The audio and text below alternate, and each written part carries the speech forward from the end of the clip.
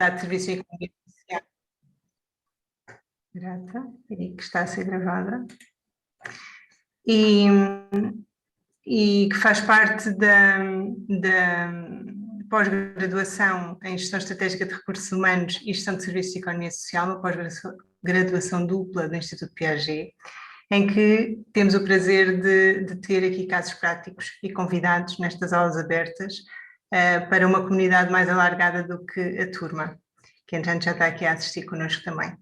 Então, hoje para dar as boas-vindas à Tânia Damião, que vem da parte do Instituto de Cardiologia Preventiva da Almada e que aceitou prontamente estar aqui connosco a partilhar a realidade desta organização de economia social, que é do que se trata aqui.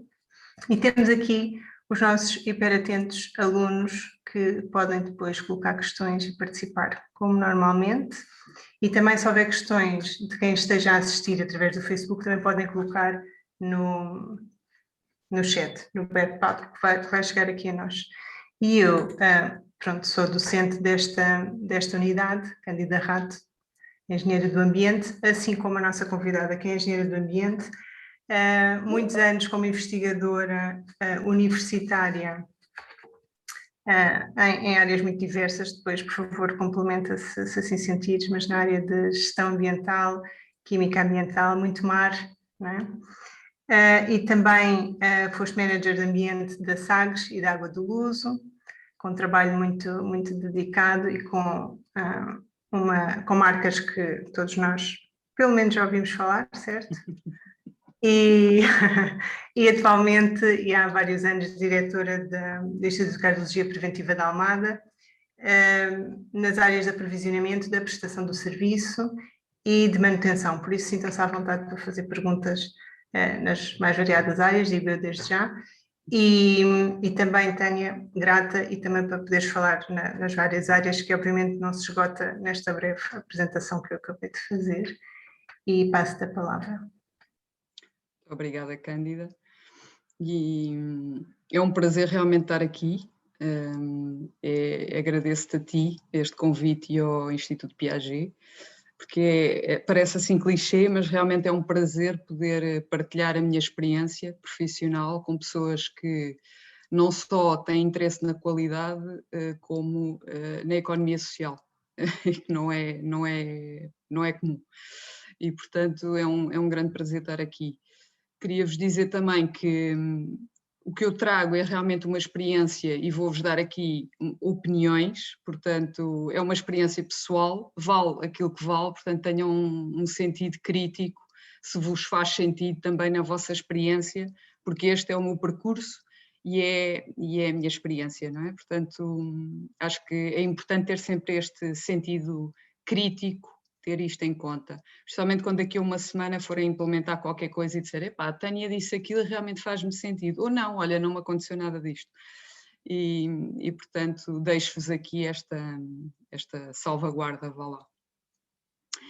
Antes de começar propriamente, eu gostava de fazer aqui uma prática, proponho-vos aqui uma prática, para quebrar um bocadinho este ar mais solene, que é típico de quem não se conhece nestas sessões. E vou então propor-vos aqui à turma, vou aqui iniciar o meu compartilhamento da tela. Aqui. Deixem-me só. Então, o que eu vos proponho, deixem-me colocar aqui, é para nos conhecermos um pouco melhor à turma. Este é específico aqui para a turma, gostaria que vocês, eu dou-vos aqui uma série de imagens e que me dissessem com que animal é que vocês se identificam mais, qual é que vocês seriam e porquê. Se calhar vocês também nunca pensaram nesta perspectiva, mas é para nos conhecermos assim um bocadinho melhor, um bocadinho fora da caixa, vá lá. Portanto, têm estes animais, também estes como opção. Digam-me, por favor, eu vou dar aqui mais uns 10 segundos para escolherem. Vou voltar aqui à página 1 outra vez. digam-me, por favor, se há alguém que ainda não escolheu. Se houver silêncio, eu vou partir do princípio que toda a gente já tem um animal selecionado. Ok, então vou partir do princípio que toda a gente já tem um animal selecionado e vou dar o kick-off. Normalmente há assim uma certa inibição, particularmente porque eles são todos artistas e jeitosos. Portanto, eu vou começar eu e depois dou-vos a palavra. O animal que eu escolheria aqui neste é o polvo. É o polvo porque eu sou uma pessoa que tem múltiplos interesses. Gosto de atividades ao ar livre, gosto de atividades desportivas, gosto muito de área de desenvolvimento humano, enfim, gosto de uma série de coisas e, portanto, preciso de muitos braços para poder ir a tudo. E esta área do planeamento também é uma área que me atrai muito, enfim. E outra coisa curiosa desta imagem é a transparência. E para quem me conhece minimamente, eu sou muito transparente. Aquilo que vai aqui dentro é fácil de percepcionar. Pronto, isto é a minha indicação. Eu pedia-vos assim uns 30 segundos e não mais para dizerem então qual o animal e porquê. Se puderem pôr a câmara, agradeço. Boa noite novamente. Boa Posso começar? Pensei nos golfinhos, porque são uma espécie que gosta de trabalha em grupo e que gosta de conviver com espécies diferentes. E aqui pensei em conviver com pessoas diferentes, com pessoas com perspectivas diferentes. São afáveis e solidários, e então revi-me nestas características. Não conheço muito os outros animais, portanto foi o animal que me saltou mais à vista.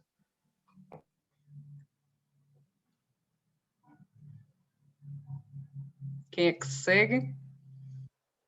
Sem receios, porque eles são todos bem particulares. Eu escolhi a Joaninha, talvez porque foi o pequeno animal que eu brinquei tanto quando era pequenina a cantar-lhe aquela canção para voar para Lisboa.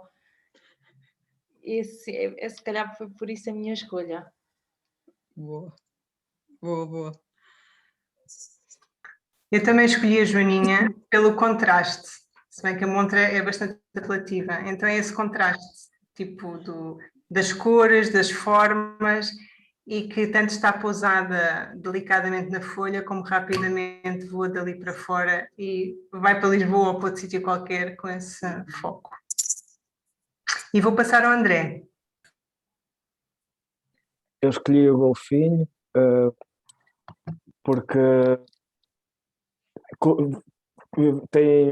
colaboram entre eles, cobrem grandes áreas de território, gostam de passear, e depois porque gostam de brincar também. Acho que não descobriram porque é que eles gostam de andar nas ondas, mas gostam de andar nas ondas por diversão. Uhum. E pronto, nem tudo precisa de fazer grande sentido.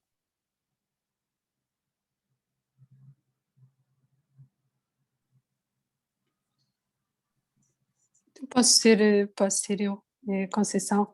Sim, Conceição. Eu também escolhi a Joaninha, primeiro pelas cores alegres, do vermelho salta logo ali à vista, por ser também me identifico em criança também muito com as Joaninhas, e porque a Joaninha passa várias fases até chegar a ser Joaninha, são as várias etapas da vida e eu identifico muito com isso. Ok.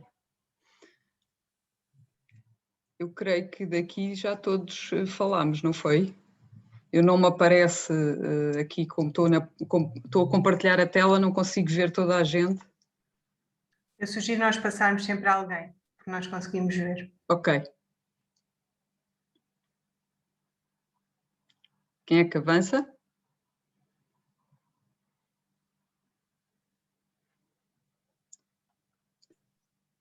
Ainda há várias pessoas, é? Eu penso que já todos falamos. É.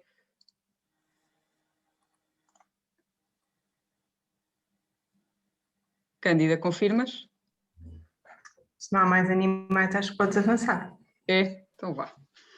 Então, agora que já falámos assim, iniciámos seriamente, vamos então passar ao tema, à sessão propriamente dita.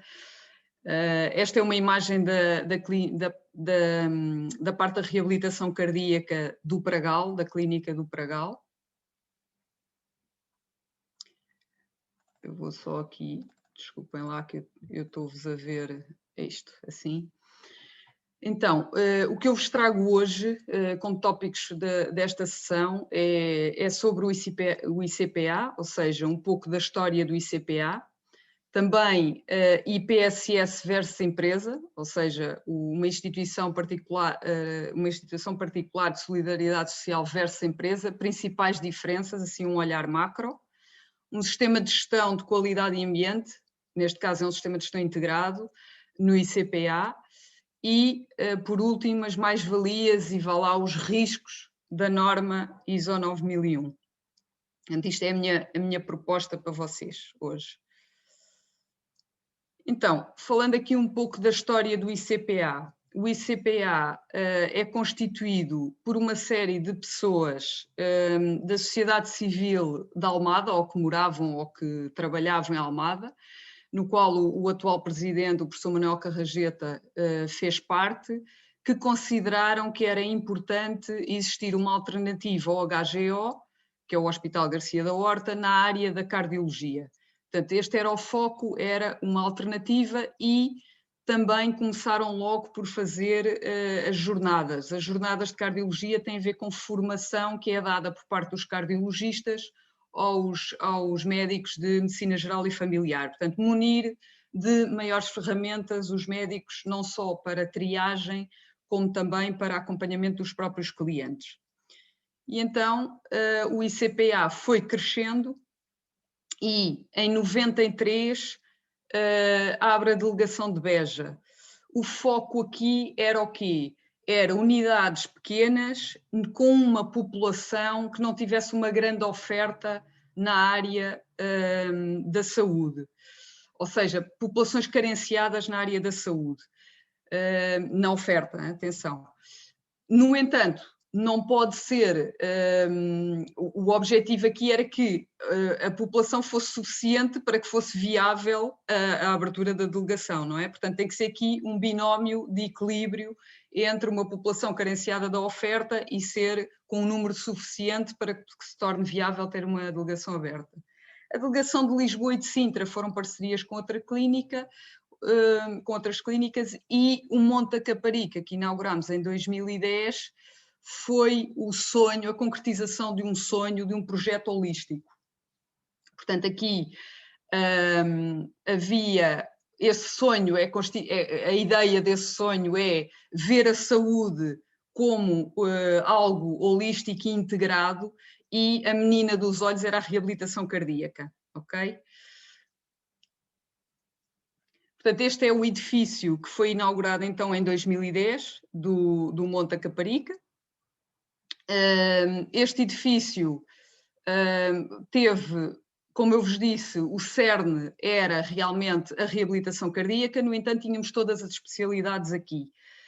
Na reabilitação, em particular, fomos buscar inspiração tanto aos alemães como aos americanos. Fez aqui um mix, ou seja, as clínicas de reabilitação alemãs são clínicas, são hospitais enormes e têm internamento e são mais holísticas, enquanto que as clínicas dos norte-americanos são unidades mais pequenas, mas muito focadas na parte física, de reabilitação da parte física. E nós fizemos um mix, ou seja, fizemos uma coisa holística, mas de ambulatório, ou seja, sem internamento.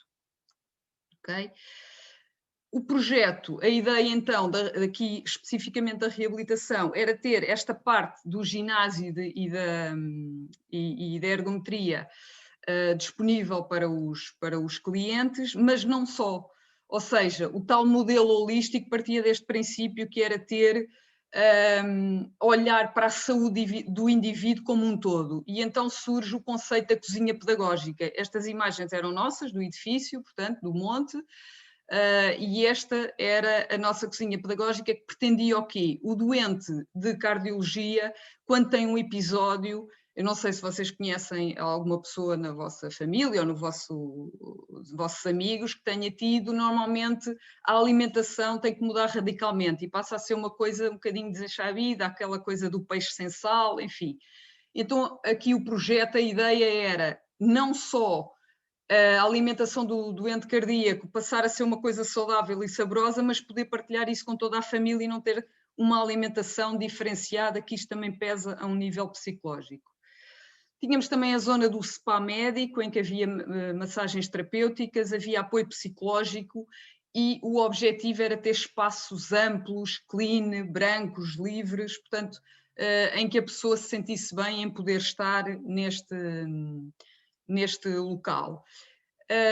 Foi especificamente criado para clientes internos portugueses, mas também para clientes do estrangeiro. Portanto, o mercado era esse.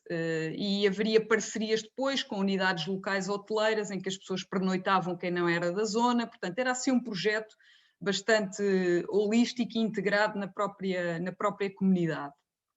Depois tenho aqui também imagens da clínica de Beja, da clínica de Lisboa.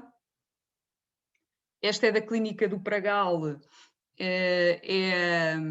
aqui é uma das recepções e também a entrada. Outra das recepções, um gabinete de exames. E aqui a reabilitação cardíaca, cujo modelo é muito idêntico ao que tínhamos no Monte, a diferença é o tipo de espaço e não temos a cozinha pedagógica. Aqui não existe propriamente um spa médico, embora exista um gabinete de massagem, mas o conceito é idêntico. Aqui é um exemplo também de uma fotografia de imagens dos rastreios que nós fizemos muitos à população e também dos congressos, quer das jornadas, quer aqui é o curso, creio eu, que é o de geriatria. Ok, então chegamos a 2011, deixamos Sintra e vendemos a Clínica do Monte em 2016. E isto leva-me, para justificar esta questão da venda, leva-me a explicar aqui um bocadinho a diferença da IPSS versus empresa na prática. Ou seja, numa IPSS nós temos os sócios e os sócios elegem a mesa da Assembleia Geral, elegem a direção e elegem o Conselho Fiscal. Depois, dentro disto, existe o presidente, o tesoureiro, vogais, vice-presidente, e a direção é quem nomeia a secretária-geral. E a secretária-geral tem todo o chapéu por baixo dela, ok? Todo o chapéu de colaboradores está por baixo da secretária-geral. Desculpem lá, estou aqui. Ok, já está. Em termos de empresa, em vez de sócios, temos acionistas. Esta é a grande diferença, ou seja, há injeção de capital. Os acionistas injetam capital e a empresa tem capital social, ao contrário da IPSS. A IPSS tem os sócios e tem a força de trabalho dos sócios, mas não tem capital social. Em termos do CEO, o equivalente ao Chief Executive Officer, no nosso caso, a secretária-geral ocupa aqui estas duas posições, o Chief Executive Officer e o Chief Financial Officer.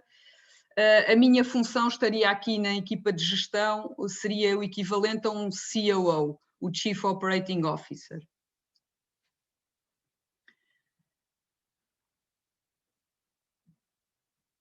Ok, então, antes de passar aqui ao próximo slide, porque é que eu quero fazer a ponte com o passado e em relação à venda do Monte?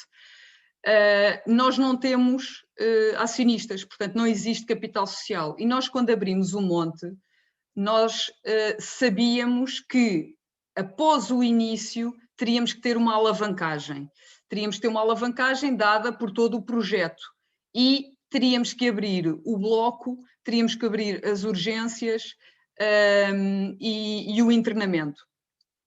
Ou seja, o edifício ficou logo construído de raiz, a pensar nisso, todas as instalações da AVAC, as instalações especiais, os painéis solares, a capacidade do edifício ficou logo em grosso, em betão, estava isso construído, mas era preciso capital do projeto, não é? De retorno do projeto, para que possamos e que pudéssemos, na altura, alavancar. Isso não aconteceu, nós abrimos em 2010, em plena crise, vocês sabem que 2009, 2010 foi quando começa a crise. A reabilitação cardíaca não é subsidiada pelo SNS, portanto, as pessoas têm que pagar tout court do seu bolso, e isto levou a que chegámos a um ponto em que o projeto era viável economicamente, mas não era viável financeiramente, sem que tivéssemos de pedir empréstimo à banca. E, portanto, optámos pela venda do edifício, e vendemos o edifício à CUF, ok? Portanto, isto para vocês perceberem aqui a diferença. Então, surge uma questão que é, sem acionistas, sem investimento de capital, sem subsídios, porque o ICPA é uma IPSS, mas não tem subsídios. Como é que a IPSS sobrevive e é sustentável? Como é que nós conseguimos que isto aconteça? É uma pergunta quase retórica, é através do lucro, da receita, do resultado da nossa força de trabalho, ok? O que é que, em relação a esta questão dos lucros, o que é que nós fazemos, o que é possível para nós fazermos com os nossos lucros? Fazemos o mesmo que a maior parte das empresas faz, que é o quê? Reinvestimento em equipamentos, manutenção das instalações, novos investimentos, nomeadamente novas unidades.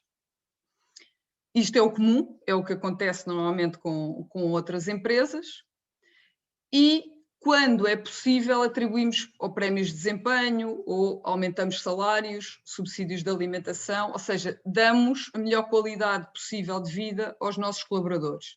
Não há uma distribuição de lucros pelos acionistas, mas sempre que é sustentável para o edifício, para o Instituto, nós tentamos melhorar esta qualidade de vida dos colaboradores. E posso-vos dizer, em termos de números, que é para não ficar assim uma coisa, sim senhora, tentam melhorar a qualidade de vida e tal, posso-vos dizer que em termos de salário de um recepcionista, nós pagamos cerca de 40% a 60% a mais do valor do mercado de um recepcionista, ou seja, do valor de outras empresas.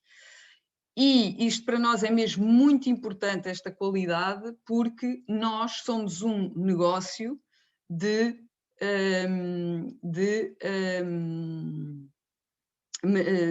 mão de obra intensiva. Estava-me aqui a escapar a palavra. Nós somos um negócio de mão de obra intensiva. O que é que isto quer dizer? Quer dizer que cerca de 80% dos nossos custos são associados a salários, e o core business, portanto, aquilo que o nosso resultado, o nosso trabalho depende praticamente 100%, não é bem, porque temos equipamentos, mas depende da avaliação humana. Ou seja, desde o início do atendimento do serviço, porque é o recepcionista que faz esse atendimento, até à parte core, que é o ato clínico. Portanto, quer os exames, quer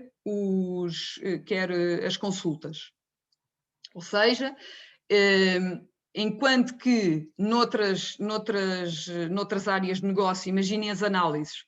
Portanto, é verdade, é necessário uma pessoa para a colheita, é necessário uma pessoa no laboratório para colocar, mas o resultado da análise é um equipamento que me dá. Okay? Aqui não, aqui é um ato clínico, que é o médico que faz o relatório, é o médico que analisa aqueles resultados. Pode haver realmente um apoio tecnológico, mas de um equipamento, dos eletrocardiógrafos, das provas, dos ecógrafos, enfim. Mas é basicamente e substancialmente é de mão de obra intensiva e é dependente do humano. E, portanto, esse nós damos muita importância a esse ponto. Ora então, com esta questão que eu vos colocava dos lucros, como é que nós conseguimos sucesso? Como é que a nossa IPSS, como é que implementando esta visão e esta nossa missão, ou seja, a nossa visão, o ICPA ser reconhecido como uma organização de referência na área da cardiologia, é a nossa visão, e a nossa missão é promover a melhoria contínua na qualidade e humanização dos serviços prestados, tendo por base este crescimento sustentável do Instituto, não nos podemos sempre esquecer deste crescimento sustentável, é assim que nós conseguimos o sucesso. Como é que nós conseguimos fazer isso? E não acontece como aqui este autor que escreveu um livro, Como Ter Sempre Sucesso, mas que foi um flop. Como é que nós conseguimos isto? Primeiro ponto. Custo, preço, quase transversal a todos os negócios. Certo? Não é bem assim. Ou seja, na área da saúde, e há quem fique um bocadinho melindrado com esta palavra negócio, eu faço só aqui um disclosure, que negócio às vezes está associado assim de uma forma com uma conotação negativa, principalmente quando está associado a bens essenciais, como é alimentação e saúde. Mas aqui o negócio não é para extorquir, o negócio é para ter rentabilidade, é para ter lucro, para poder continuar a prestar o serviço, ok? Por isso eu falo nesta perspectiva de negócio. Porque é que, no nosso caso, o custo, ou seja, porque é que eu não é aqui que eu baseio a diferenciação com a concorrência? Porque, ao contrário da maior parte dos negócios, quem estabelece o preço aqui é o cliente. E o cliente aqui não é cada um de nós que vai às clínicas, é o cliente grande, que é o quê? São as seguradoras, são os subsistemas, é o Sistema Nacional de Saúde, ok? Eu vou-vos dar um exemplo. O Sistema Nacional de Saúde paga 3,87 € por um ECG pediátrico, ok? E eu posso-vos dizer que para fazer um ECG pediátrico, só nos custos dos elétrodos, eu gasto cerca de 8,5 €. Só elétrodos, não paga técnico, não estou a incluir nada disto, estou só a falar de elétrodos. Nem técnico, nem médico, nem amortização do eletrocardiógrafo, nada disso. Nem o espaço, nem o papel, nem a tinta, nada, nada, nada. Estamos só a falar dos elétrodos que são colocados. Portanto, 8,5 € para 3,87 €. Eu deixo-vos aqui esta pergunta e gostava que vocês respondessem e que me dessem o que é que, na vossa opinião, sabendo vocês qual é a nossa visão e a nossa missão, portanto, não se esqueçam, sermos uma referência na área da cardiologia, e a nossa missão, a melhoria da qualidade e humanização dos serviços que prestamos nesta área da saúde, mantendo a sustentabilidade do Instituto. O que é que vocês fariam? Vocês faziam este exame ou não faziam este exame?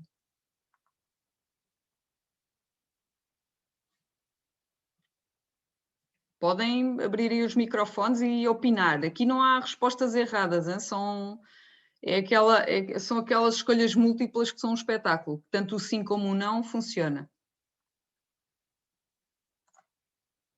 Eu gostava de saber a vossa opinião, porque é que escolhem um ou outro.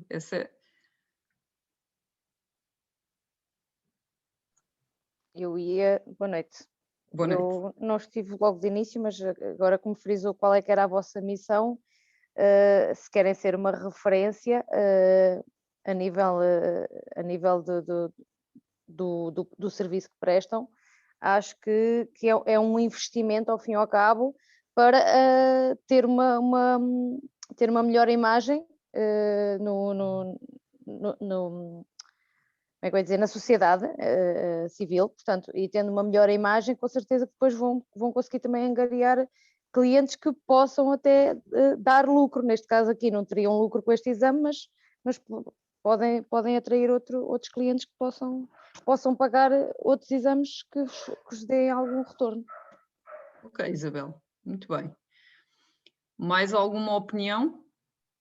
Em linha com o que a Isabel estava a dizer, a reputação aqui perante a vossa missão e visão é importante, e por isso investir para conseguir consolidar uma boa reputação perante os utentes e os beneficiários parece-me importante também.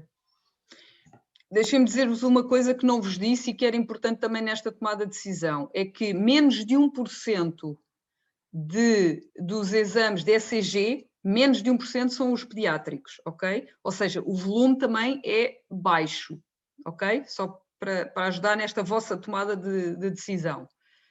Há mais alguém que tenha uma opinião distinta ou idêntica?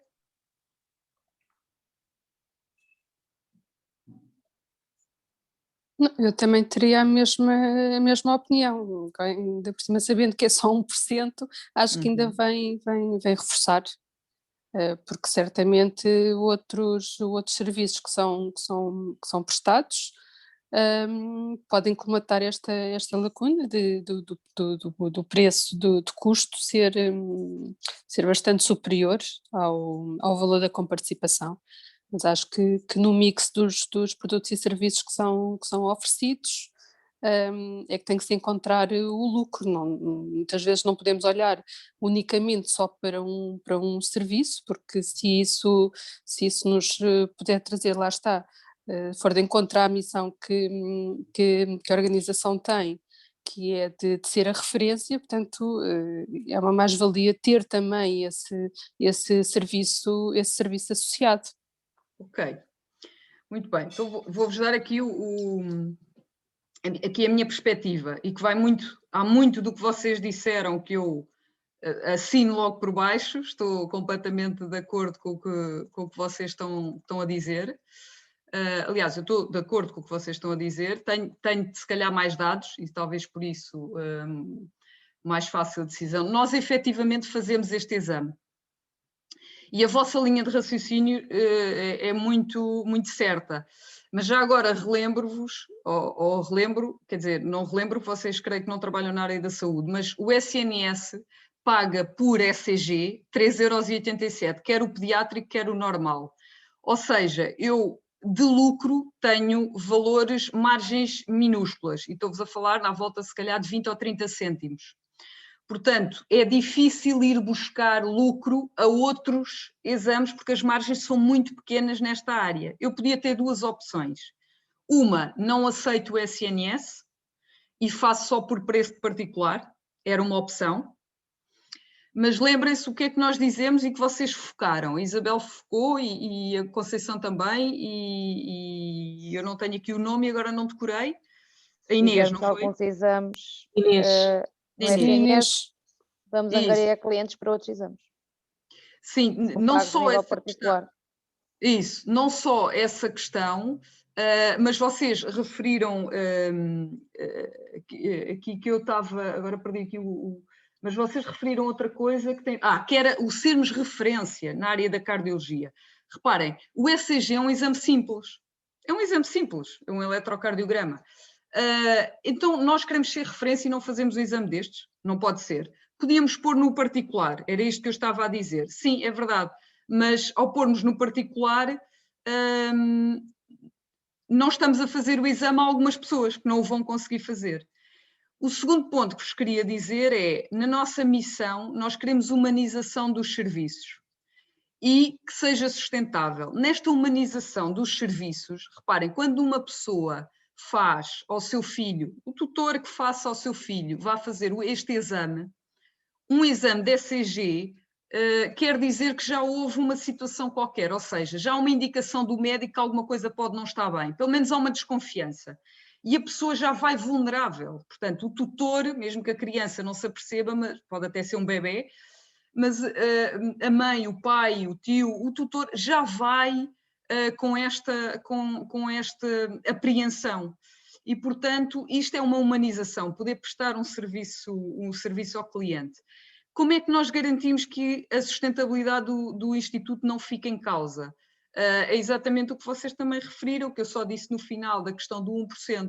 São pouquíssimos exames que nós fazemos. Se me disserem assim, isto passou para 40%, eu aí vou ter que fazer contas de outra forma. E se calhar não vou conseguir fazer ao SNS. Ou posso fazer uma cota. Bem, há várias possibilidades. Mas, efetivamente, aí teria que repensar. Portanto, isto para vos dizer que o custo sem ser a nível do particular, não é aqui muito diferenciador na IPSS. Então onde é que eu posso, no nosso negócio, atenção, onde é que eu posso ter ser diferenciadora no meu negócio? É na qualidade do serviço prestado, ok?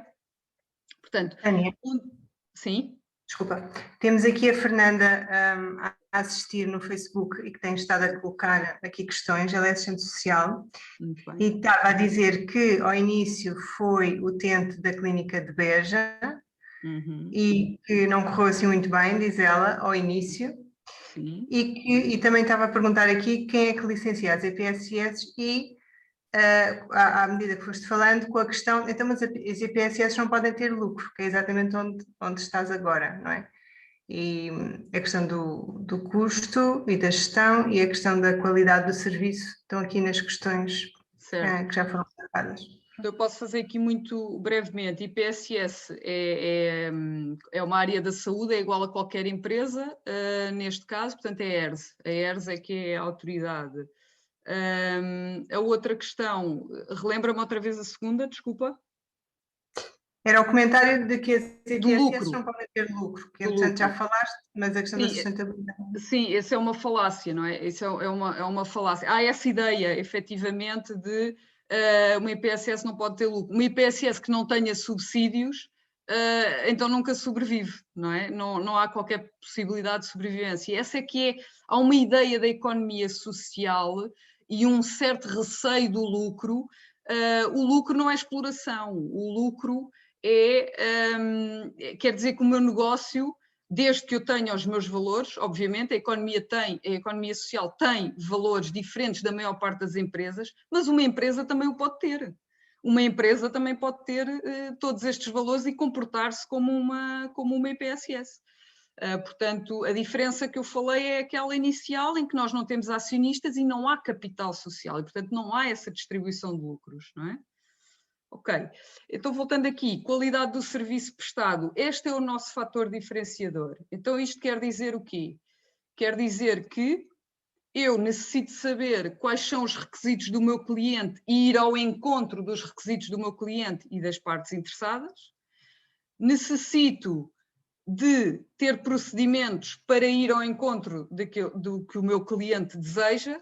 Necessito de ter ferramentas que possam corrigir situações em que eu estou a fazer de forma diferente àquilo que planeei e necessito de objetivos, metas definidos e indicadores que me indiquem como é que está a saúde deste sistema. Então, o que é que isto quer dizer? Isto quer dizer sistema de gestão de qualidade. Quando nós integramos todas estas partes, aparece o sistema de gestão de qualidade.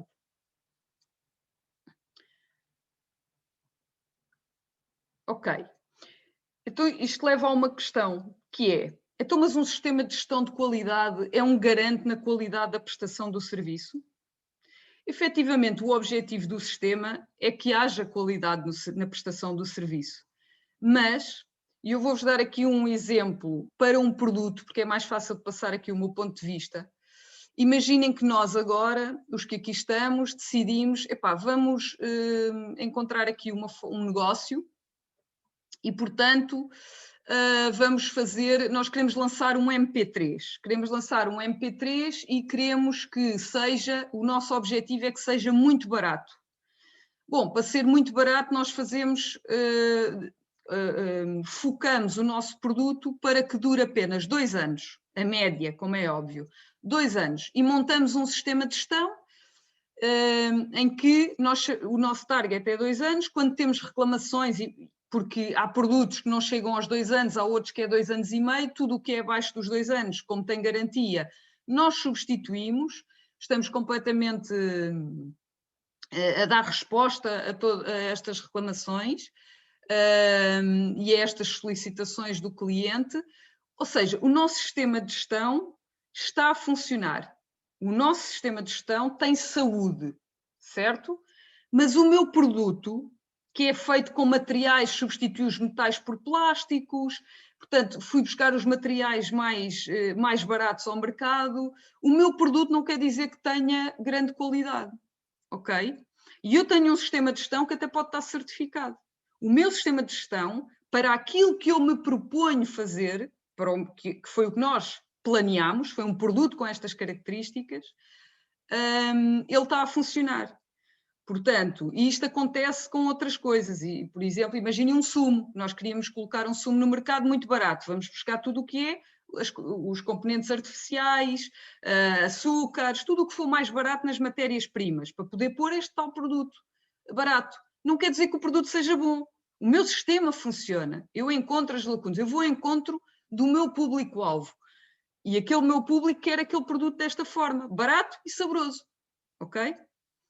Pronto, isto é só uma chamada de atenção, porque um sistema de gestão não é necessariamente um bom produto, ok?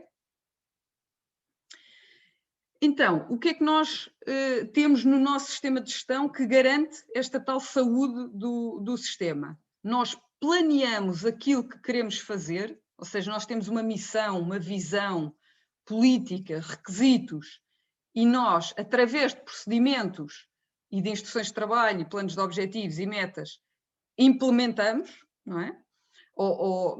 Peço desculpa, planeamos, depois implementamos, fazemos de acordo com aquilo que planeamos, temos ferramentas para identificar as situações que fizemos de forma diferente ao que planeamos, ou seja, eu planeei fazer isto desta forma e estou a fazer de outra forma. Eu tenho ferramentas para identificar que não estou a fazer da forma que eu planeei.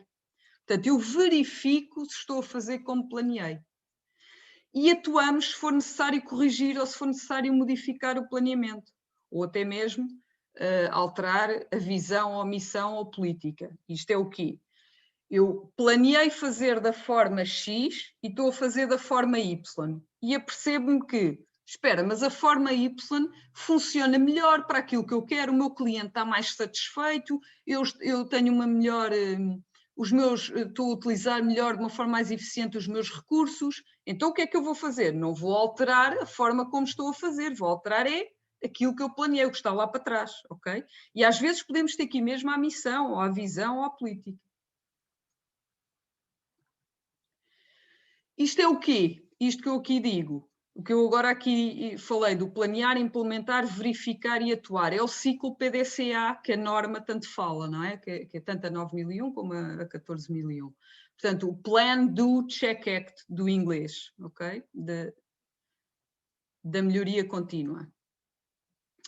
Então, ok, nós podemos ter um sistema de gestão, mas porquê certificar um sistema de gestão? Qual é a motivação para certificar e porquê é que nós certificamos o sistema de gestão, neste caso integrado de qualidade e ambiente, na Clínica do Monte? Eu já vos vou falar agora a seguir desta questão do integrado. Mas porquê certificar? Porque esta questão da certificação é como um carro. Nós temos o nosso veículo e nós fazemos as revisões, fazemos as manutenções e o mecânico diz, o seu carro está impecável, tem a suspensão impecável, o óleo trocado, os pistões, não sei, está tudo impecável. Portanto, eu tenho este feedback, mas eu vou à inspeção.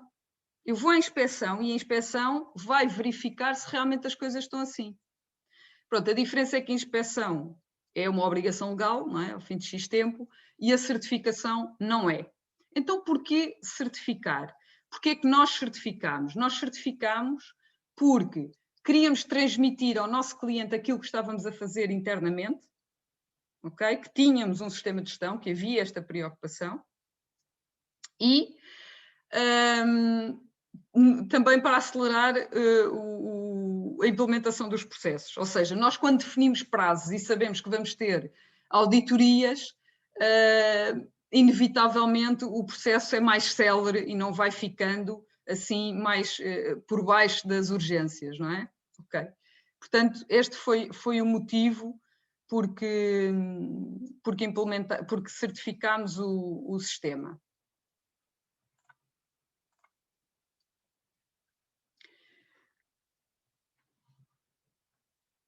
Ok. Eu queria-vos falar agora aqui um bocadinho do Sistema de Gestão Integrado de Qualidade e Ambiente, porque a norma, a 9001 e a norma 14001, as ISO permitem esta integração de sistemas. Em vez de haver duplicação dos sistemas e eu ter um sistema para o ambiente e um sistema para a qualidade, o que é tronco comum, o que é comum aos dois sistemas, fica num só, e só aqueles pontos da norma que são específicos para cada um é que estão diferenciados. Portanto, isto foi o que nós fizemos, foi um sistema de gestão integrado de qualidade e ambiente. Também faço-vos aqui uma chamada de atenção, que não é só com a qualidade e ambiente, pode ser com a responsabilidade social, pode ser com a SST, Segurança e Saúde no Trabalho, até mesmo com outras ferramentas fora da norma, como é o caso, por exemplo, do TPM, que é Total Productive Management, que é uma ferramenta utilizada muito na indústria, e que também tem lá dentro os 5 S's, que eu sei que vocês também já aplicaram na vossa aula, e também funciona muito bem. Eu posso-vos dar assim um exemplo muito rápido, quando estava na central de cervejas, e implementou-se este TPM, as pessoas, está muito ligada às pessoas no terreno, há uma facilidade muito grande das pessoas abraçarem esta ferramenta. E houve uma altura em que bastava haver um parafuso na linha que estivesse desapertado, tinha que separar a linha e mandar vir o mecânico. Ora, o mecânico muitas vezes estava noutra urgência, o mecânico ou os mecânicos estavam noutras situações e não conseguiam ir à linha, a linha estava parada. Pronto, e começou então a passar-se esta informação de lições um ponto. O que é que eram lições um ponto? Eram as loop, que era só uma fotografia na linha a dizer como a parafusar com a chave de ferramentas, dava-se as chaves de ferramentas aos colaboradores e a parafusar. Este é um exemplo, era real. Pronto, este claro que era muito simples, havia coisas mais complexas, mas era sempre lições um ponto, só uma fotografia de como fazer. Pronto, e as pessoas abraçaram, e este TPM estava muito ligado, os pilares de qualidade, de ambiente, de segurança, estavam muito interligados com o sistema de gestão. Com os 5 S também foi muito interessante, as malas de ferramentas estavam sempre, faltavam peças, tudo desarrumado. Decidimos então que cada pessoa, cada funcionário de linha, eram poucos por linha, óbvio, tinha uma mala, passou a ter uma mala. A partir daí, sempre arrumado, claro, depois de formação, sempre arrumado, nunca mais faltou peças. Eram eles os responsáveis por identificar os contentores, tudo marcado, as zonas pedonais por onde as pessoas tinham que circular na fábrica, impecável. Portanto, este sistema permite isto, permite esta interligação. Então aqui o sistema de gestão integrado de qualidade e ambiente do ICPA, assim, pegando nos macro, era constituído por visão e missão, política, um manual, requisitos do cliente, procedimentos, instruções de trabalho, plano de objetivos e metas e auditorias internas e externas. Tínhamos também o suporte de legislação para a conformidade legal, que era uma obrigação, que é uma obrigação da norma, e era uma empresa externa que fazia esta... eu aqui... Ok. Em relação a cliente, eu aqui não consigo ver, porque tenho por cima qualquer coisa do... Mas isto são requisitos, creio eu, não é? É o que aí está, são requisitos do... Tens de clicar cliente. outra vez, só vemos o título. Já passou e voltou atrás. Ok. Eu queria ficar mesmo aqui nos requisitos do cliente. Em relação a requisitos do cliente, e assim de uma forma célere, vocês como clientes, quando vão a uma clínica, quando vão a um espaço de saúde, o que é que vocês gostam de ter?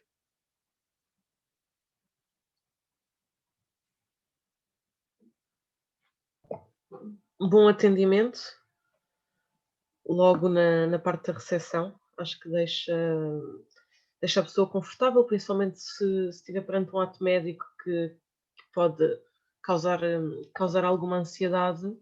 Acho que um atendimento bem feito, com simpatia e empatia, cria logo uma primeira impressão e pode ter um efeito, um impacto importante no utente que se vai submeter a um ato médico. Inês, vou aqui pegar nesta questão do utente e do cliente, agora que, porque muitas vezes há pessoas que dizem utente, há pessoas que dizem cliente. Eu vou-vos dizer porque é que eu falo em cliente. Porque o utente, o utente está associado ao não pagamento de serviço, ou seja, usufrui do serviço que lhe é dado. Isto foi uma ideia que surgiu desde a altura do Sistema Nacional de Saúde e que nós até sabemos que não é bem verdade, porque além de pagarmos impostos, claro, também pagamos taxas moderadoras, a maior parte de nós, portanto há um serviço, mas para mim a questão mais importante é que o utente está associado aqui. Eu tenho aqui um serviço, epá, se servir serve, epá, se não servir procura outra coisa. E o cliente não. Quando eu digo a palavra cliente, eu vou ao encontro da expectativa e vou ao encontro da necessidade do meu cliente, ok? É por isso que eu uso muito a palavra cliente e deixei cair a palavra utente, que é mais usada no sistema de saúde nacional. Okay, portanto, cliente aqui como um termo mais genérico para quem está a beneficiar do serviço e da qualidade do mesmo, não é? Isso mesmo, isso mesmo. Ok, portanto, então, um atendimento, um bom atendimento, um profissionalismo, simpatia no atendimento. Assim, mais alguma coisa que vocês... Cumprir os horários. Cumprir horários, não haver atrasos, ok.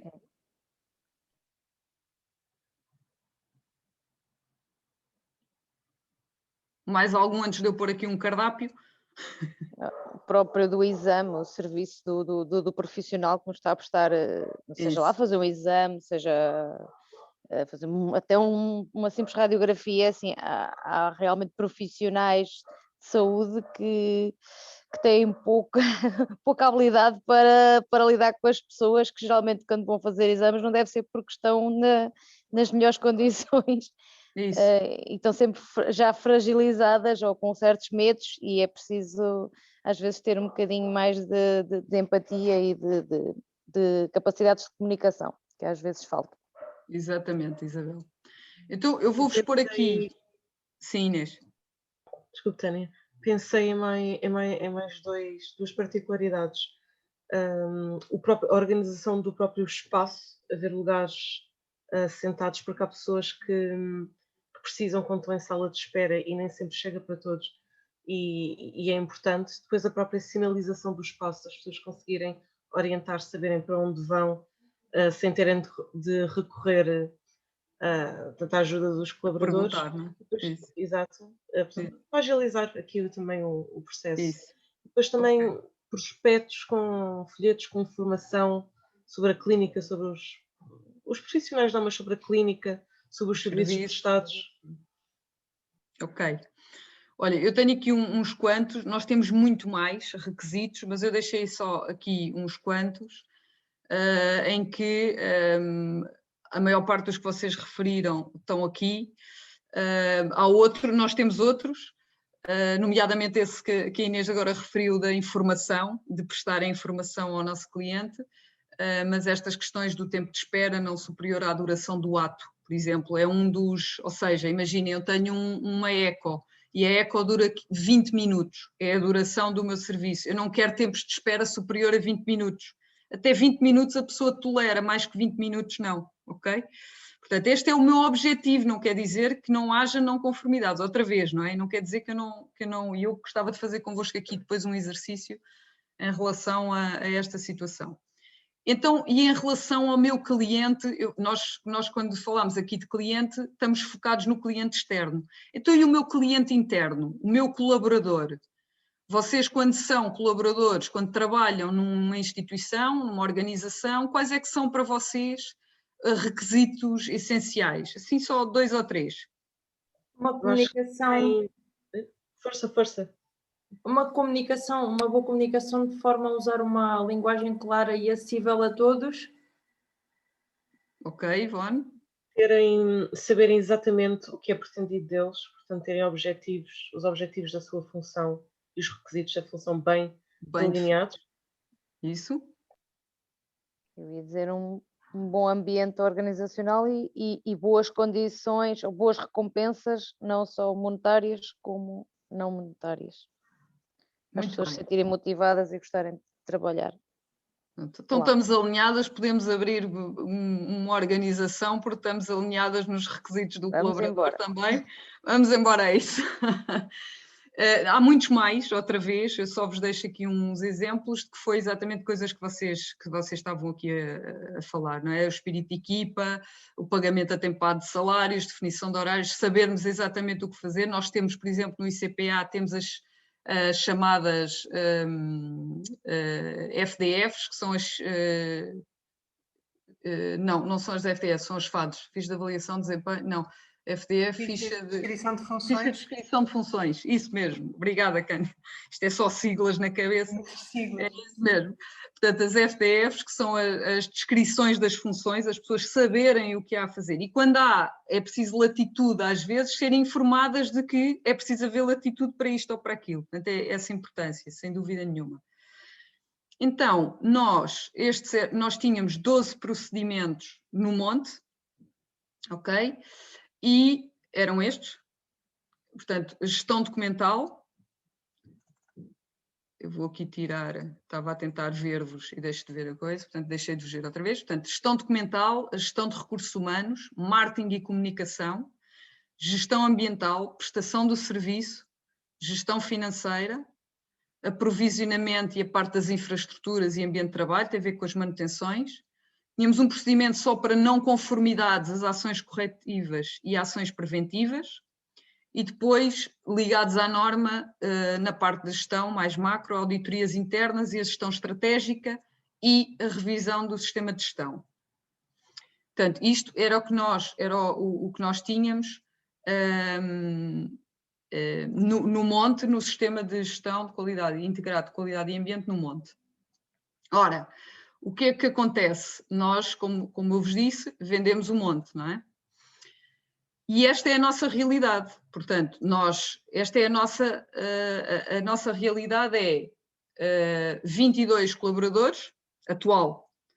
A maioria dos nossos clientes tem mais de 65 anos e não sabe o que são as normas, a ISO, não tem noção, a grande maioria não tem noção do que é uma ISO 9001 ou 14001 ou o que for.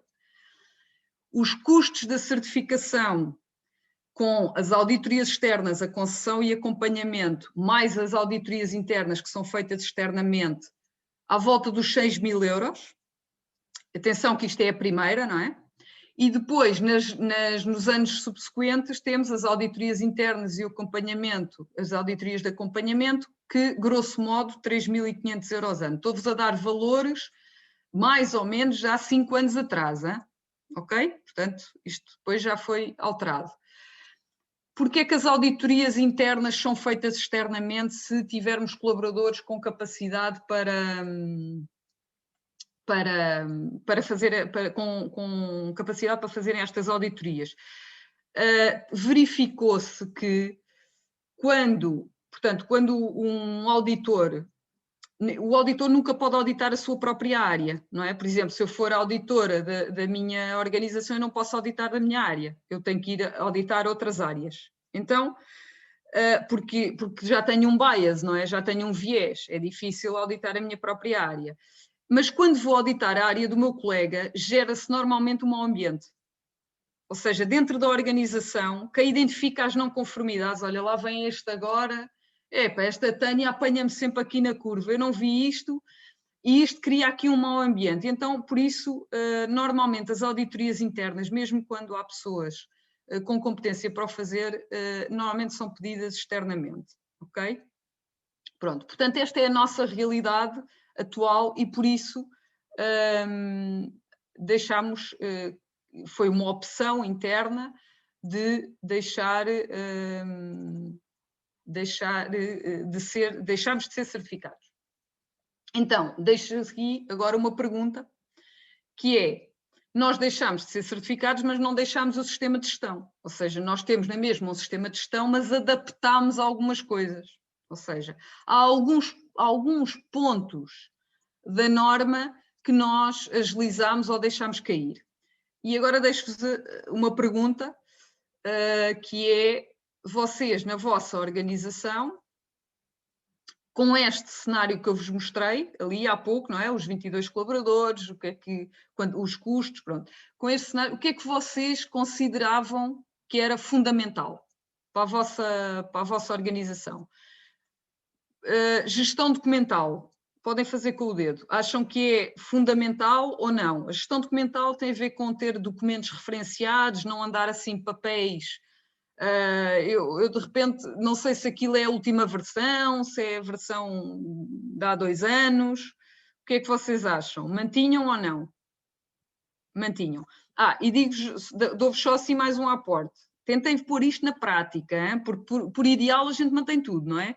Mas nós, para terem assim uma ideia, eu tenho mais ou menos 2,5 pessoas, porque não está a tempo inteiro, a cuidar de aprovisionamento, e não é só gestão, é a mesma coisa prática, de ir aos fornecedores, de fazer as compras, as notas de encomenda, portanto, aprovisionamento, manutenção, a gestão da prestação do serviço, aí sim gestão, qualidade e ambiente, o RGPD, que o RGPD também tem um sistema próprio, que é o Regime Geral de Proteção de Dados, ok? Também tem o seu sistema.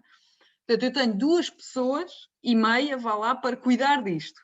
Portanto, gestão documental, deixamos. Eu também concordo. Vamos a isto. Deixamos a gestão documental. Gestão de recursos humanos. Lembrem-se que eu vos disse que nós somos o nosso negócio é recursos humanos. Nós dependemos completamente dos humanos. Quase todas as organizações dependem, mas umas mais que outras. E a nossa, então, é inequívoco, ok? Portanto, nem que seja pela gestão de pessoal, pela formação, enfim. Recursos humanos, mantivemos. Ok. Marketing e comunicação. Eu diria que não, porque se já tiverem ainda por cima atingido a missão, e se já forem uma referência, talvez já tenham consolidado a imagem no mercado. Ok. Há realmente muito espaço de manobra aqui e nós gostaríamos de continuar com o marketing e comunicação, mas efetivamente caiu. Temos um prestador de serviços que gere o site, a informação que nós queremos passar, redes sociais, ok? Mas caiu. Gestão ambiental.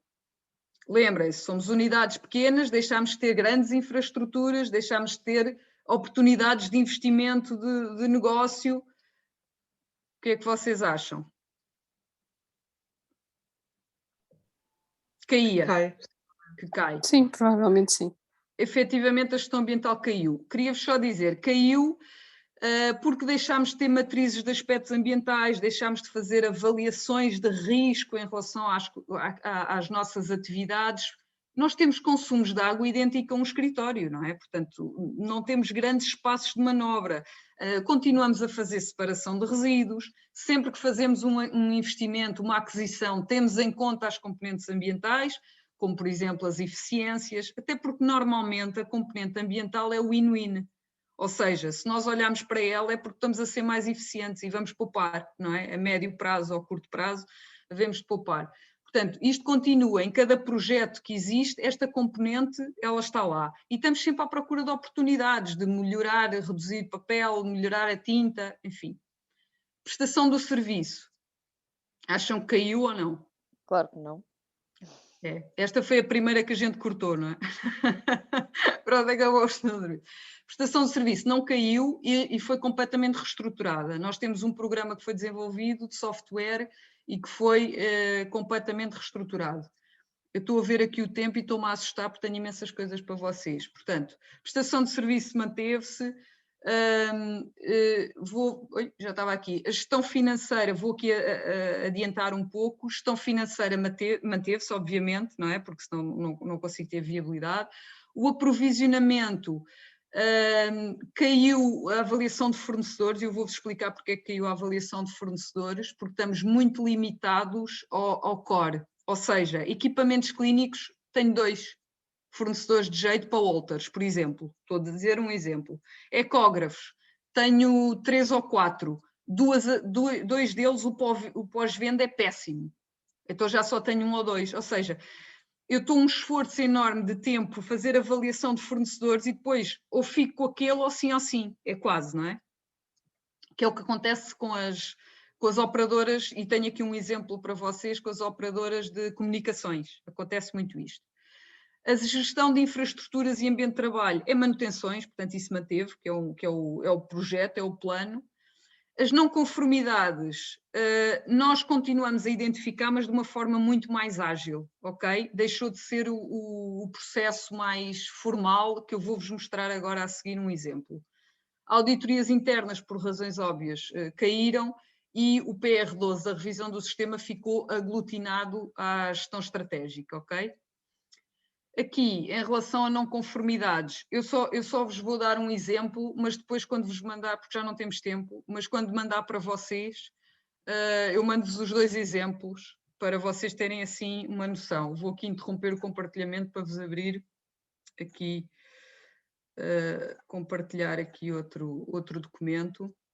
Tânia, Sim. queria só também confirmar contigo, além do tempo, não é, que tu estás a ver, quando achares que é uma boa altura para suspender o direto, a maior parte de nós estamos aqui, se achares que é conveniente, e dizer-te que havia mais uma pergunta, que não preciso de interromper agora, mas que falaste há pouco da parte da gestão da IPSS, que o ICPA não tem apoio do Estado, não é? E a pergunta era da mesma pessoa de há pouco, que diz, então mas se as IPSS têm apoio do Estado, porquê que o ICPA não tem? Deixo aqui só a pergunta, certo. Depois quando for adequado. É outra vez uma ideia comum e generalizada, efetivamente, de que as IPSS têm apoio do Estado. Não é certo, não é verdade. A parte que tem normalmente apoio do Estado está ligada à parte social, ou seja, os lares, esses sim, normalmente têm. Mas não é uma obrigatoriedade e não é, no nosso caso, nós não necessitamos desse suporte do Estado e temos posso-vos dizer, um certo orgulho de sermos uma organização em que consegue viver dos seus próprios rendimentos e Agora, o que é que tem que haver? Tem que haver uma gestão muito apertada, nós temos que ter muito controle nos nossos indicadores, nos planos de objetivos, nós temos que ter muito controle orçamental, portanto, é uma gestão que não pode ser uma gestão a part-time, ok? Que às vezes acontece em algumas instituições. Portanto, tem que ser uma coisa muito profissional e tem que haver um grande investimento para que isto aconteça. Agora, também tem a ver com a área em si, por exemplo, estou-me a lembrar da cultura. Existem peças que não são particularmente apelativas para a generalidade do público. Isso não quer dizer que em termos culturais não seja interessante existir essa possibilidade e por isso o Estado como participa, não é? É o mesmo, aqui nós não temos essa necessidade e nem todas as IPSS são suportadas ou subsidiadas pelo Estado ou por mecenas ou por quem quer que seja, ok? Pronto. Então aqui... Então vê se mantemos no direto ou quando quiseres fechar. Eu vou aqui dar o exemplo este exemplo de uma não conformidade aqui convosco, vou-vos pedir para serem vocês a preencher. Estão a ver o Word? Estão a ver o documento Word? Sim, estamos a ver. Ok. Pronto, então este era o registro que existia assim mais formal. Então nós temos aqui uma reclamação. O que é que aconteceu? A operadora de comunicações cortou os IVR, o IVR é o termo técnico, ou seja, os clientes deixaram de poder contactar telefonicamente porque eles fizeram um erro. O erro foi, nós estamos abertos ao sábado das 9 à 1 da tarde e eles fizeram ao contrário, ou seja, da 1 até às 9 da manhã é que podíamos receber chamadas e não no período, ok? Portanto, houve um erro. Há um erro interno na comunicação da operadora, ok? Aqui. Qual é que seria? Foi aqui o Sr. Zequinhas, é que fez aqui registou a reclamação, e nós temos medidas imediatas e medidas corretivas. Qual é que seria a medida imediata? Portanto, vocês imaginam, chegam à empresa, recebem um telefonema de alguém, de um cliente ou de alguém a dizer assim, não estamos a conseguir contactar, ou de um colaborador vosso que diz assim, que trabalha convosco, olha, não estamos a conseguir chamadas, não estamos a receber chamadas nenhumas. E o que é que vocês fazem? contactar o operador de Ligar, telecomunicações sim. Ok, contactam para o ver qual é operador, que é qual é que é o problema que está a pronto, acontecer. qual é o problema e para rápida correção. Portanto, essa foi a medida imediata, não é? Que é imediatamente, corrijam-me isto, está a acontecer isto, sim senhora. E a ação corretiva. Aqui, a ação corretiva, a diferença é que a medida imediata é para corrigir a situação no momento. A medida corretiva é para que não volte a acontecer aquela situação e que não volte a acontecer semelhantes. Ok? Imaginem que eles, em vez de cortarem o IVR, deitam a linha abaixo toda. Pronto, vai a linha abaixo. É uma situação semelhante, não é? Portanto, o que é que seriam ações corretivas para que isto não volte a acontecer?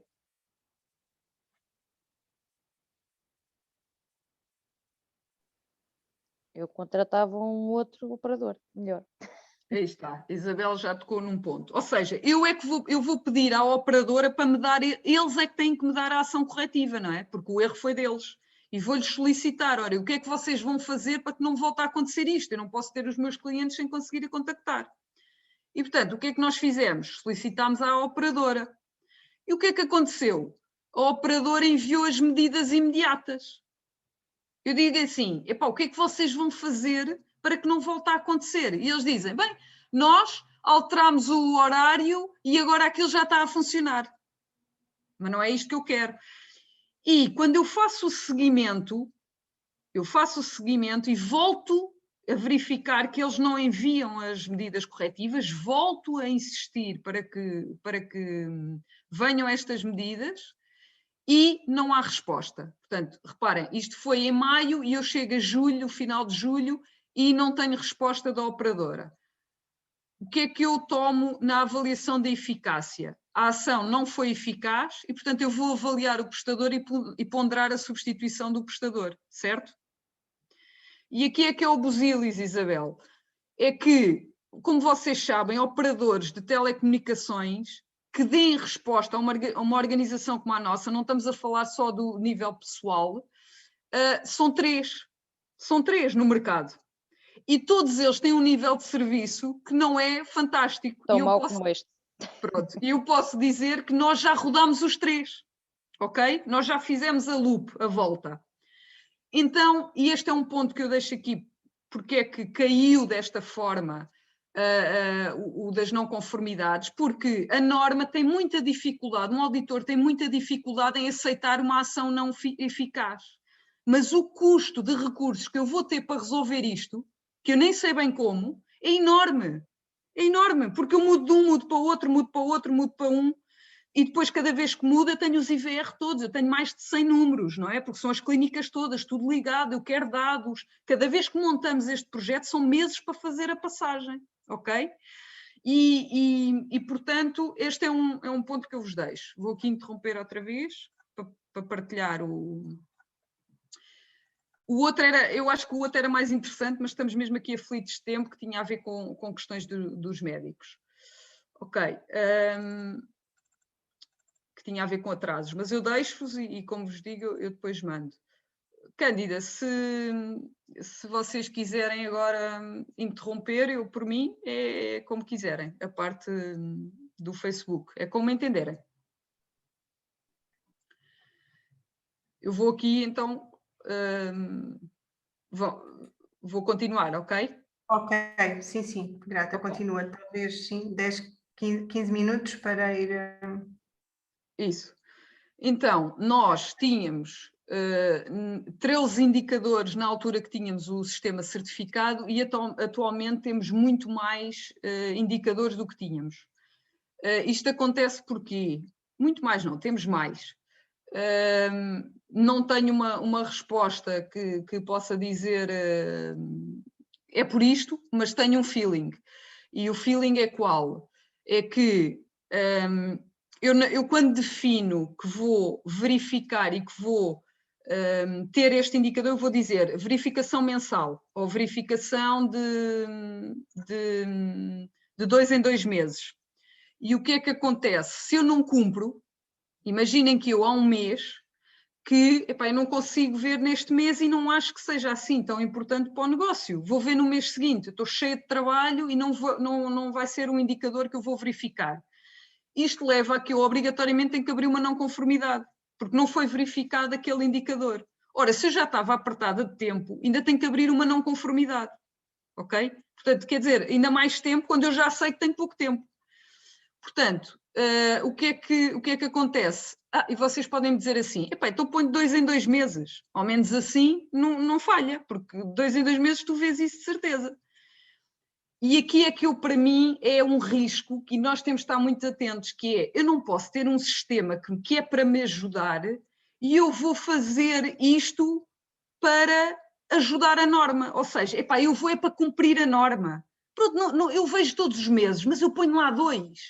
Isto não faz sentido para mim.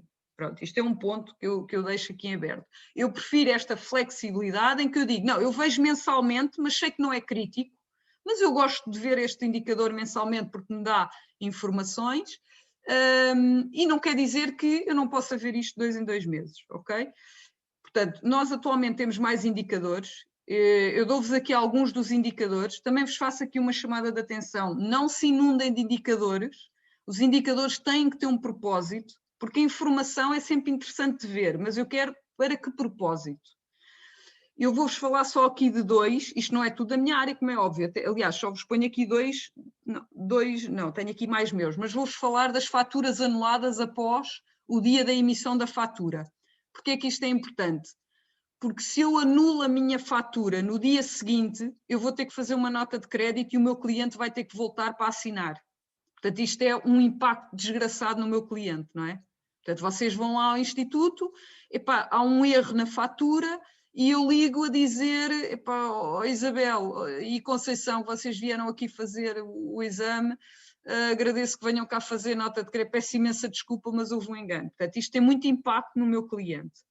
Número de reclamações fundadas. Porquê é que está aqui o fundadas? Porque temos muitas reclamações que não são fundadas, ok? Temos pessoas que reclamam porque não entregamos o exame se não tiver preenchido imaginem que vai lá uma terceira pessoa, é preciso preencher o tal documento do RGPD a dizer que autorize terceiros a levantar, não é? Porque isto são dados sensíveis. E as pessoas reclamam porque não está, ou reclamam porque já tive uma situação de um cliente reclamar porque vocês faturaram X e era Y. E nós efetivamente faturámos Y. Mas pronto, a pessoa enganou-se e disse que tinha sido X, depois pediu desculpa. Enfim, portanto, portanto são as fundadas. Atenção a isso. Depois, vou aqui tirar outra vez. Aqui, em relação resultados destes últimos 3 anos com este sistema adaptado, como eu vos digo, e até 2019, pré-pandemia. E aqui também faço uma salvaguarda, que é, nós durante a pandemia tivemos sempre abertos e chegámos a ter 2 clientes por dia, mas a nossa missão, o nosso objetivo durante a pandemia era servir de suporte mesmo em relação aos hospitais, pessoas que sentissem problemas cardíacos, era uma possibilidade de irem fazer a triagem à nossa clínica, ok? Podiam ir lá e o médico olhava e dizia, perante este exame, ok, perante isto, você tem que ir para o hospital ou não, isto é uma questão de tensão alta, vamos medicar ou vamos fazer isto ou aquilo, ok? E não pusemos trabalhadores em layoff e aguentámos este ano e meio até agora, e só agora é que estamos a recuperar, porque o ano passado foi realmente desastroso. Portanto, estes valores que eu vos vou dar são pré-pandemia. Está a aparecer, não está? Não. Agora. Portanto, o crescimento do ICPA na ordem dos 3%. Clientes dia, nós temos cerca de 170. Atos dia, cerca de 240. A nossa faturação anual à volta de 1,7 milhões. Estamos com estabilidade financeira, tem havido investimentos, quer na área das instalações, com obras de melhoria das nossas clínicas, que algumas são mais antigas, quer na área informática, melhoria das condições dos colaboradores, tem havido formações. Neste momento estamos com uma formação com uma empresa que é a Seven Seeds e que tem sido muito focado em colaboradores, em 2 módulos. Colaboradores, primeiro, consigo próprio, que é como é que eu me sinto, como é que eu me identifico, como é que eu me giro, como é que eu me critico, como é que eu me motivo, e também o trabalho em equipa, e depois uma segunda fase com o meu cliente. E também tem havido formações específicas com a nossa responsável de recepção, com coaching específico com ela, ok? Pronto, estes são os nossos resultados, sim. Para terminar, mais-valias do sistema de gestão. Planeamento e organização. Deixem-me só, eu tenho que tirar aqui a imagem, senão não vejo o slide, estou a tentar ver-vos. Então, planeamento e organização, sistematiza procedimentos e aumenta a percepção das partes contribuírem e influenciarem o todo. O que é que isto quer dizer? O sistema de gestão dá muita sensação de não sermos órgãos dispares, mas fazemos parte de um todo, de um organismo. Ou seja, as saídas do meu trabalho, o resultado do meu trabalho e do meu processo ou do meu procedimento são as entradas noutro procedimento. E o sistema de gestão dá muito esta visão. A saída daqui entra ali. Otimização da utilização dos recursos, ou seja, há uma procura em aumentar a eficiência, identifica situações que não estão corretas e, portanto, vamos fazer diferente para ter diferente e não vamos fazer igual e esperar diferente. E a melhoria contínua, objetivo mensurável sim, mas também subjetivos, ao nível do comportamento, ao nível da motivação, coisas mais subjetivas. Riscos ou perigos ou orelhas atentas a questões da norma. Os 2 que estão também nas mais-valias, planeamento e organização e a melhoria contínua. Porquê é que eu ponho num lado e do outro? Porque muitas vezes não é o que está escrito, muitas vezes não são as normas, nem são as leis, é a forma como nós interpretamos, ok? Portanto, cuidado com as interpretações. No planeamento e organização, quando os procedimentos se tornam mais importantes do que a razão de existirem, atenção, era aquilo que eu vos estava a dizer há pouco. Então, mas esperem, eu vejo isto mensalmente, mas vou pôr de 2 em 2 meses, porque de vez em quando vejo 2 em 2 meses e não ponho em risco nada. Ok? Este é um ponto. Rigidez. A questão não está documentada, então não existe. Eu sei que a nova versão da norma de 2015 já não tem esta percepção, melhorou neste aspecto, mas eu dou-vos um exemplo na medição utilizada na prestação do serviço, a balança. A balança, por obrigação da norma, tem que ser calibrada. Ora, eu de ano a ano tenho que calibrar porque a calibração só tem essa validade.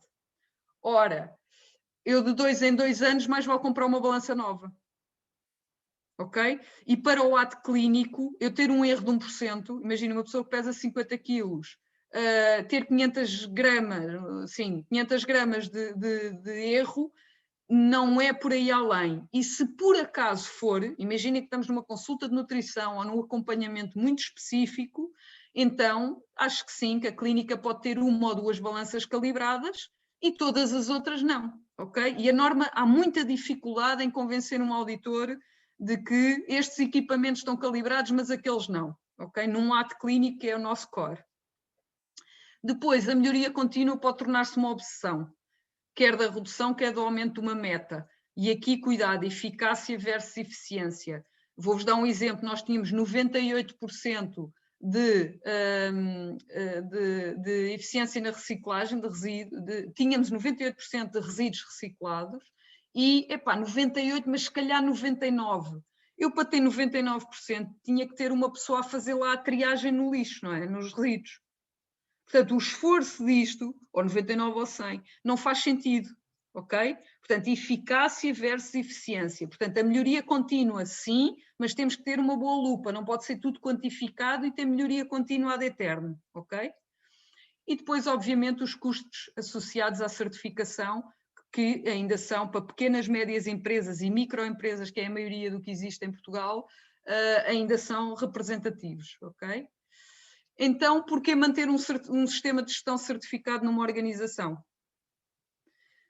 Eu diria, quando existe um público-alvo que conhece e tem percepção e valoriza, acho que é um ponto importante. As auditorias externas são realmente, embora nós normalmente não gostamos, lá vem a auditoria externa, mas elas reduzem a persistência e a ocorrência de não conformidades. Isto é uma realidade, ok? E, portanto, as auditorias externas tiram aqui o meu chapéu. E há uma tendência natural de priorizar o urgente em relação ao importante. Portanto, e o sistema de gestão otimamente tem uma tendência para contrariar este priorizar de isto é urgente, nós temos que resolver isto e o importante vai ficando para trás, ok? E pronto, chegamos ao fim. Vocês são super-heróis, por isso eu não resisti a pôr, porque estas horas e levarem aqui com uma ensaladela que eu tentei pôr-os aqui carga e não, isto é importante para eles. Eu, enquanto estava a preparar isto, eu estava aqui no entusiasmo, vocês não imaginam, e quando cheguei ao fim pensei, eles têm que ser super-heróis, têm que arranjar uma imagem dos super-heróis que aguentaram estoicamente este processo. Queria só, agora para o final, extra ao sistema de gestão, queria-vos fazer uma proposta, vou-vos pôr aqui, eu mostro-vos a imagem, mas eu vou tirar o compartilhamento aqui da tela, para vos ver, finalmente estou-vos a ver.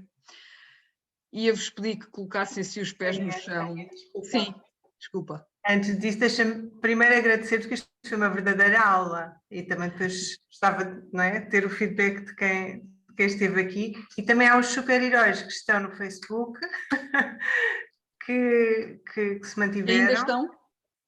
Ainda estão 2 pessoas, 4, mas 4, uma sou eu. E estou nos 2 lados, aparentemente. E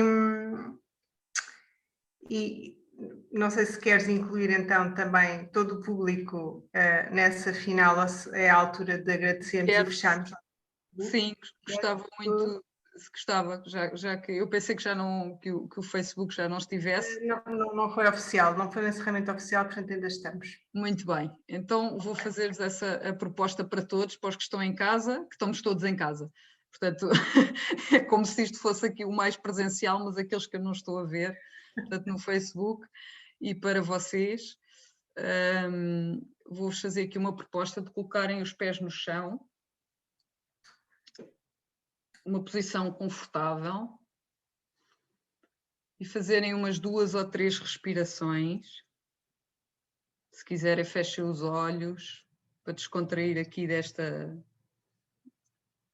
muita informação que foi só por uma parte do corpo, que é a cabeça. E agora vamos dar um bocadinho de lugar ao corpo.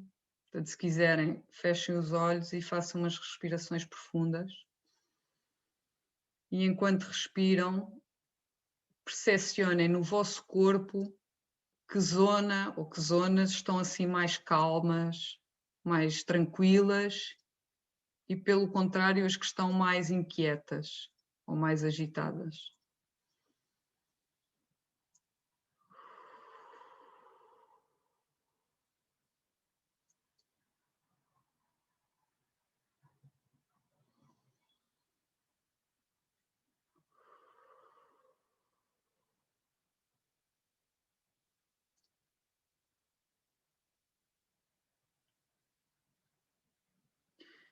Quando se sentirem prontos, preparados, podem abrir os olhos. Voltar aqui à tela. E queria-vos pedir uma palavra, pode ter a ver com a formação, pode ter a ver com a sensação com que estão, pode ter a ver com a sensação em relação a mim, o que vocês quiserem, uma opinião, uma palavra, 2, uma frase, o que quiserem, neste fim de sessão. Então, eu gostava de referir clareza na exposição e interligação com os conceitos que já tínhamos aprendido em aula. Houve aqui uma ponte entre esta sessão, entre as aulas que temos tido com a professora Cândida. As coisas fizeram sentido, complementaram-se e eu acho que isso é fundamental. Também concordo com a Inês, também acho que houve muita clareza na exposição e acho que foi muito ao encontro do quiz que tivemos que entregar ontem. Acho que se tínhamos algumas dúvidas, esta exposição deu para tirar, para fazer um esclarecimento de algumas dúvidas que tinham ficado ontem no quiz. Obrigada, Ivone.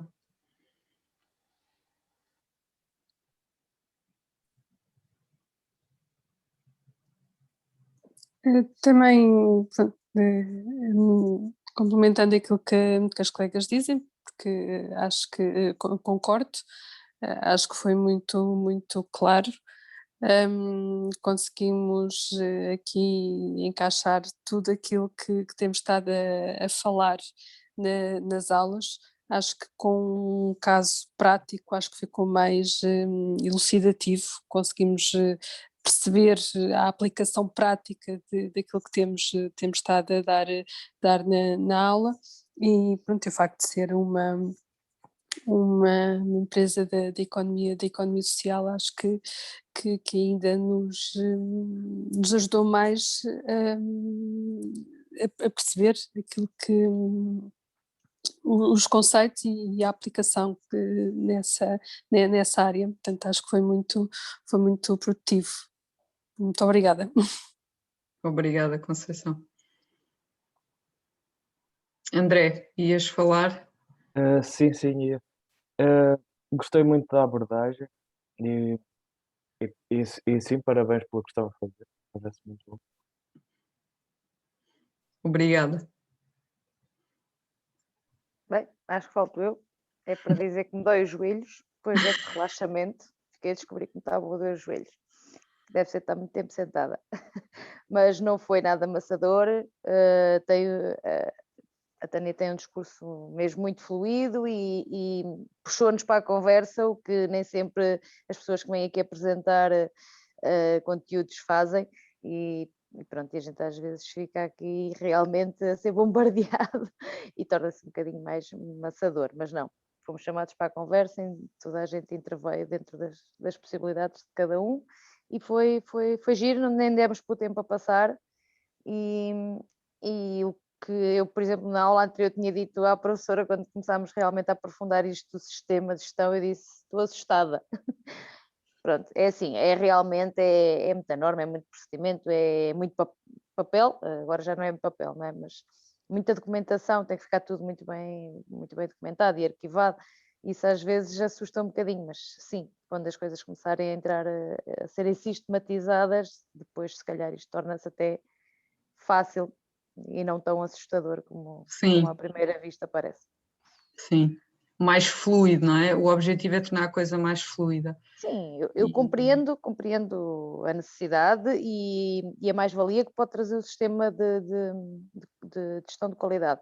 Aquela parte da certificação realmente são valores, aliás já tinha perguntado à Cândida os valores, porque eu vi logo que era uma coisa que devia custar um balúrdio e para o tecido empresarial português realmente muito poucas empresas podem almejar a pôr isto realmente, a certificar os sistemas.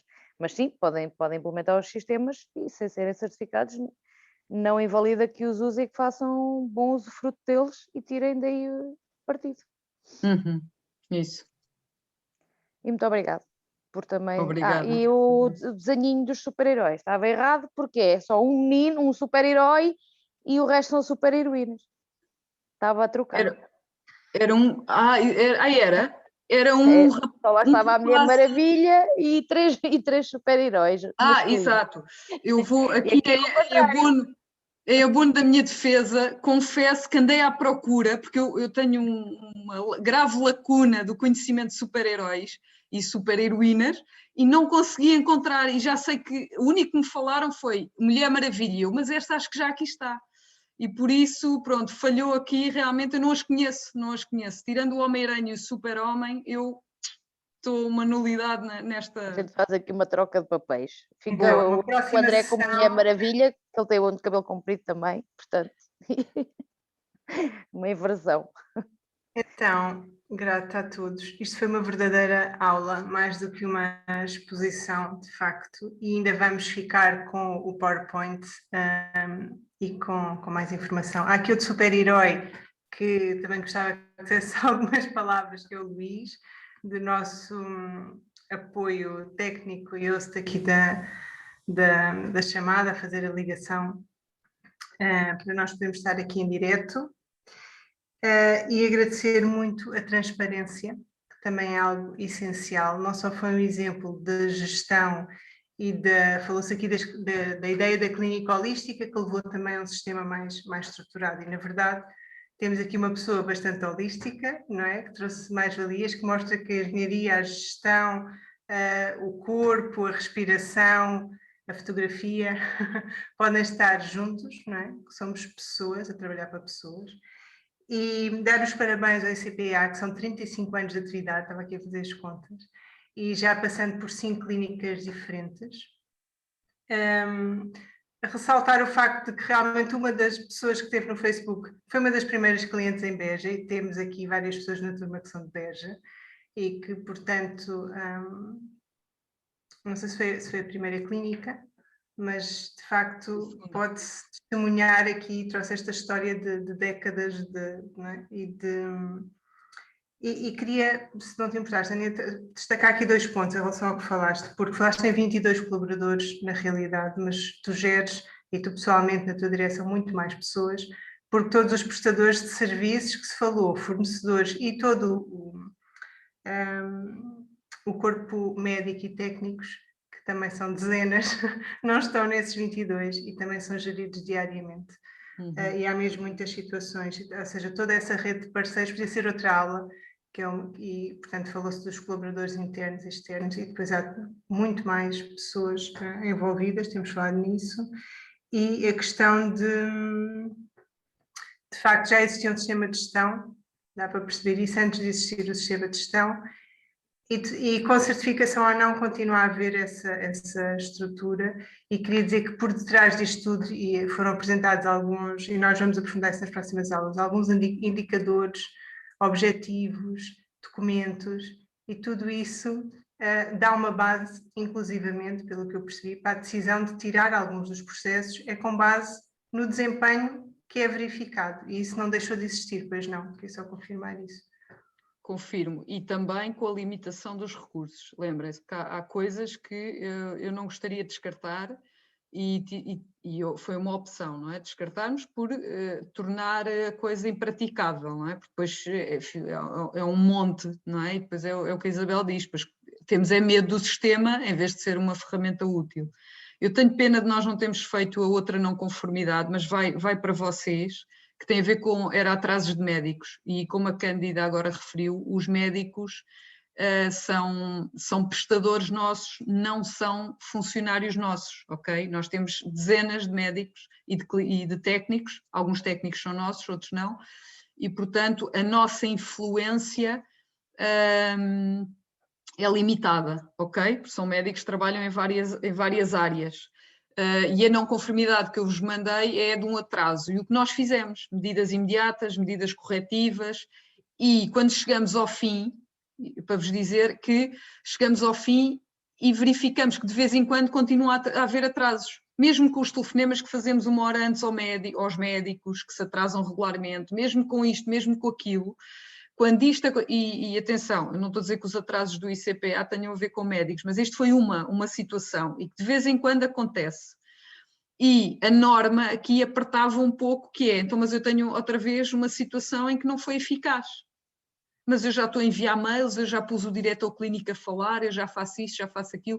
Portanto, esta capacidade de flexibilidade entre eficácia e eficiência. E, portanto, tem muito a ver com isso, que ainda também de escolher os procedimentos, os processos que realmente são indispensáveis. E às vezes há não conformidades que eu assumo. Ok, eu vou ter uma não conformidade de 3 em 3 meses ou de 6 em 6 meses e que não põe em causa a minha prestação do serviço, mas se calhar isto vai acontecer. Ok? Portanto, termos essa capacidade quando os recursos são limitados. Está bem? Para os vossos negócios, para a vossa vida, não sermos dogmáticos, não, aquilo é um bolo, é um monstro, porque não temos uma pessoa ou duas e não dá para aquilo, não é? Não dá para gerir. Eu, quando estava na central, havia mais pessoas para isto, não é? É outra dimensão, outra capacidade. Então, parabéns ao ICPA pelo seu serviço de qualidade, que podemos todos experimentar também. E numa versão mais presencial, há uma clínica mesmo perto do Piaget da Almada, não é? E, portanto, se nós estivéssemos todos nesses lugares, estaríamos bem pertinho. Assim, estamos bem pertinho online. E então, podemos fechar a sessão em direto. Agradecer muito ao Luís. Luís, há alguma palavra final do estoicismo? Boa noite a todos. A minha função aqui é meramente instrumental, no sentido de assegurar as condições técnicas para a transmissão e antes de ter ajudado também a divulgar esta aula aberta, seja nas redes sociais que o Piaget acompanha diariamente, neste caso o Facebook, o Instagram, o LinkedIn e o Twitter, e a divulgação também da aula no site, tentando trazer, enfim, para além dos alunos que frequentam a PG, o maior número possível de pessoas, na certeza de que, com mais ou menos audiência no Facebook, uma das maravilhas da rede é que esta intervenção fica ali guardada e, portanto, na maior parte das vezes aquilo que acontece é que, ao longo dos próximos dias, das próximas semanas, vamos tendo sempre novas visualizações e pessoas que por uma razão ou por outra não puderam, e em que o passa-palavra funciona e as pessoas vêm a descobrir que é uma aula aberta sobre este tema no Facebook e depois acabam por ir ali ver a aula.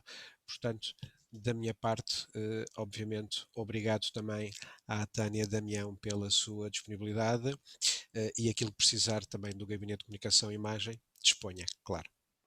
Muito obrigada.